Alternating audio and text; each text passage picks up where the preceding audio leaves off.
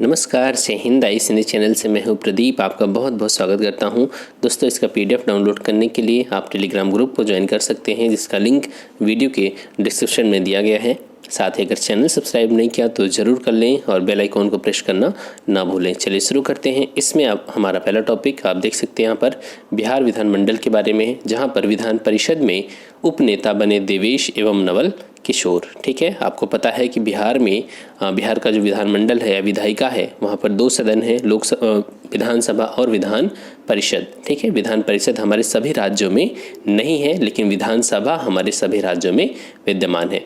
ठीक है, तो यहाँ पर आप देखें तो आपको पता है कि जो विधानसभा या विधान परिषद में नेता का दर्जा दिया जाता है वो किसके द्वारा दिया जाता है, यहाँ पर मुख्यमंत्री उसे नियुक्त करता है। तो इस तरीके से जो बिहार विधानमंडल का दूसरा सदन है विधान परिषद, वहाँ पर उपनेता के तौर पर देवेश एवं नवल किशोर को नियुक्त किया गया। देखिए इसमें डिटेल देख लेते हैं।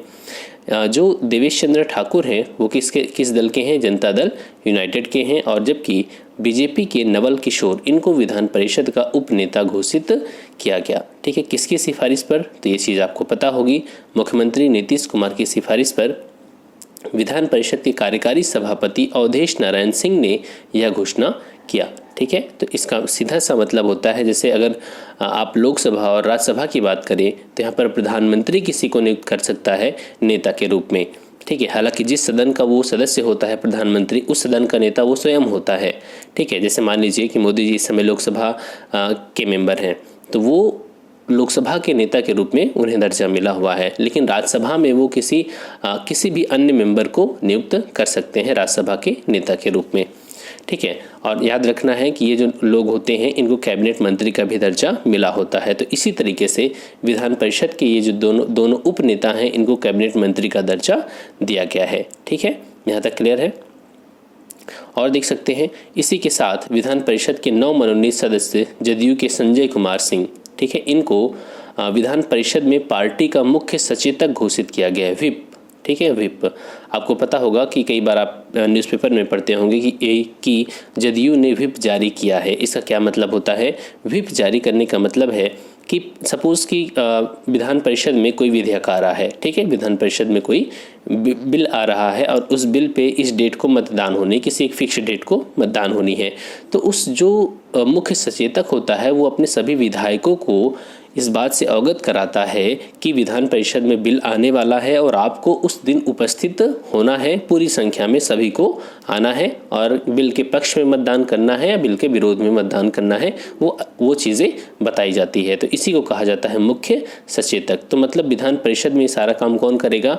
यहाँ पर संजय कुमार सिंह। ठीक है, वहीं बीजेपी के रजनीश कुमार की जगह दिलीप जायसवाल को उप मुख्य सचेतक घोषित किया गया है। अब सवाल ये है कि एक ही, जैसे यहाँ पर एक मुख्य सचेतक हो गए, फिर एक उप मुख्य सचेतक हो गए, और एक जदयू के नेता हैं तो एक बीजेपी के नेता हैं, इसके पीछे क्या कारण होता है कि एक ही जरूरी थोड़ी है कि उप बनाना जरूरी है, जैसे मुख्यमंत्री है तो उप मुख्यमंत्री, ये सभी गठबंधन की राजनीति है। जब गठबंधन होता है तो ये सारी समस्याएं आती ही आती हैं। ठीक है, कि जब सपोर्ट मिलता है किसी पार्टी का तो भैया कोई किसी पार्टी को क्यों सपोर्ट करेगा जब तक वो मुख्यमंत्री का मतलब मंत्री का पद उससे ना मिले या कोई महत्वपूर्ण पद ना मिले। ठीक है, तो सीधी सी बात है, यहाँ पर पद का खेल है पूरा।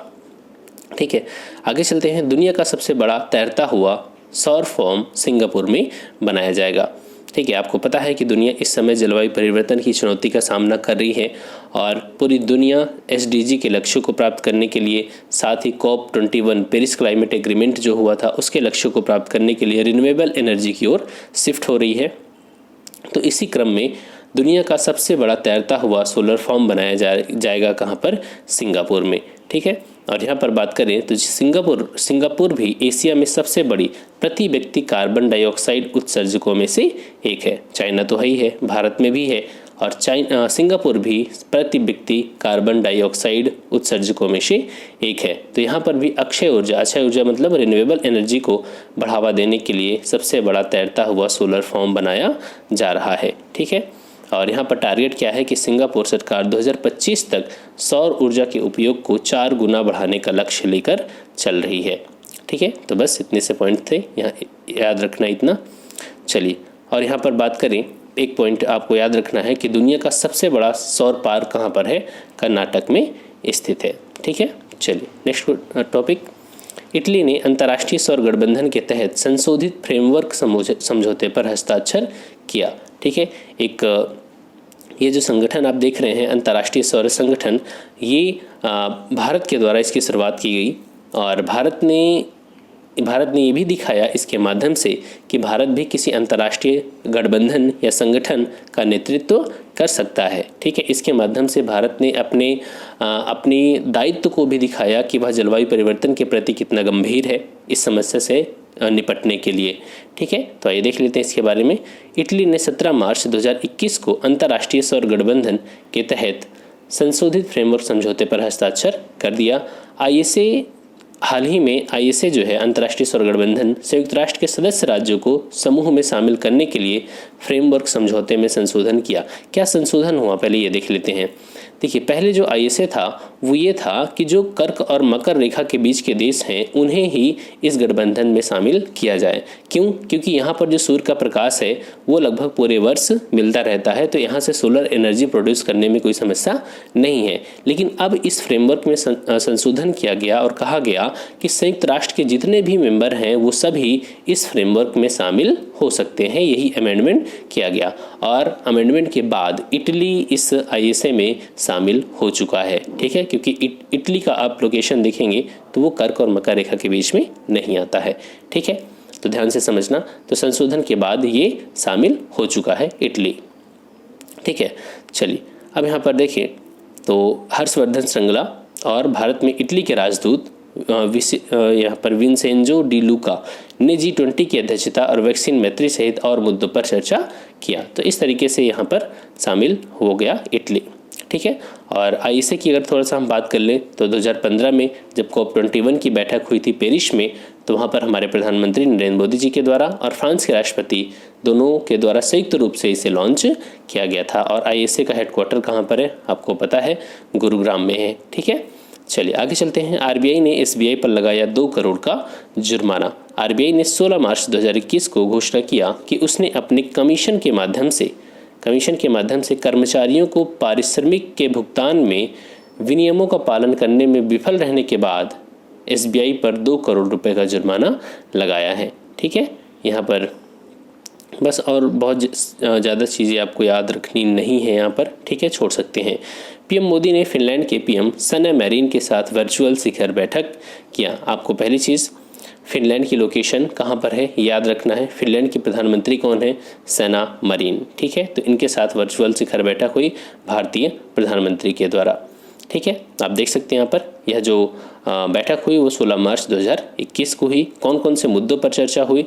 तो बहुत सारे मुद्दे थे चर्चा के लिए। यहाँ पर देखिए, निवेश, इन्वेस्टमेंट, शिक्षा, नवाचार, science and technology, research and development, artificial intelligence आदि के क्षेत्र में सहयोग की बात किया। तो यहाँ पर जो आर्टिफिशियल इंटेलिजेंस है ये आपका बिहार मेंस का तो एकदम एक तरीके से बहुत ही महत्वपूर्ण टॉपिक है आपके लिए। ठीक है, तो इसको तैयार रखें साइंस एंड टेक्नोलॉजी वाले पार्ट में। और भारत में याद रखना 100 से अधिक फिनलैंड की कंपनियां काम कर रही हैं, तो कई मुद्दों पर इनके बीच बातचीत हुई। ठीक है, चलते हैं एमसीक्यूज की ओर। हाल ही में किसे बिहार विधान परिषद का उपनेता घोषित किया गया? तो विधान परिषद का उपनेता नवल किशोर, देवेश चंद्र ठाकुर, रजनीश कुमार, अवधेश नारायण सिंह। तो यहाँ पर हमने देखा था कि नवल किशोर और देवेश चंद्र ठाकुर दोनों लोगों को विधान परिषद का उपनेता घोषित किया गया। तो यहाँ पर आपका सही आंसर क्या होगा? इनमें से एक से अधिक। ठीक है, चलिए आगे देखते हैं। हाल ही में दुनिया का सबसे बड़ा तैरता हुआ सोलर फॉर्म कहाँ बनाया जाएगा? France, Germany, Singapore, China. तो इसका सही आंसर क्या होगा? सिंगापुर। ठीक है, आगे देखते हैं। हाल ही में किस यूरोपीय देश ने अंतर्राष्ट्रीय सौर गठबंधन के तहत संशोधित फ्रेमवर्क समझौते पर हस्ताक्षर किया? Germany, France, Italy, Switzerland. तो इसका सही आंसर क्या हो जाएगा? इटली। ठीक है, आगे देखते हैं। हाल ही में आरबीआई ने किस बैंक पर 2 करोड़ का जुर्माना लगाया? PNB, SBI, bank of Baroda, Allahabad bank. तो आपका सही आंसर यहाँ पर क्या है? State bank of India. ठीक है, आगे चलते हैं। हाल ही में पीएम मोदी ने किस यूरोपीय देश के साथ वर्चुअल शिखर बैठक किया? France, Germany, Italy, United kingdom. तो देखिए यहाँ पर हमने अभी बात किया था कि फिनलैंड की प्रधानमंत्री सैना मरीन के साथ वर्चुअल शिखर बैठक किया था। तो यहाँ पर कोई भी आंसर सही नहीं है, तो इसका सही आंसर क्या होगा, इनमें से कोई नहीं, ऑप्शन ई। ठीक है, तो दोस्तों ये रहा आज का वीडियो। आई होप कि आपको अच्छा लगा होगा, और प्लीज़ वीडियो को लाइक करना और कमेंट सेक्शन में ज़रूर बताना वीडियो कैसा लगा, और प्लीज़ वीडियो को शेयर करना मत भूलना। Thanks for watching, keep smiling.